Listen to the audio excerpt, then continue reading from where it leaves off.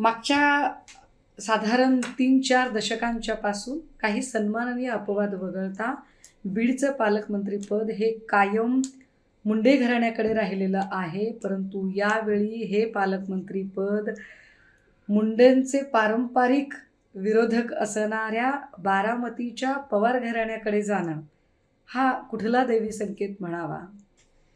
असो, आम्ही या निमित्ताने अजितदादांचं अभिनंदन करतो.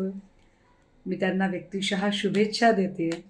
आणि बीडमध्ये रेल्वेचा प्रश्न असेल, MIDCचा प्रश्न असेल, असे अनेक प्रलंबित प्रश्न आहेत. ते किमान आपल्या निमित्ताने मार्गी लागतील अशी अपेक्षा दादा आपल्याला विनंती आहे. बीडचा रक्तरंजित पॅटर्न बदलून बीडमध्ये बारामतीचा हरित पॅटर्न आपण राबवावा. निश्चितपणे बीडची कष्टाळू आणि अत्यंत प्रामाणिक आणि कष्टासाठी चोख असणारे लोक आपल्याला निराश करणार नाहीत.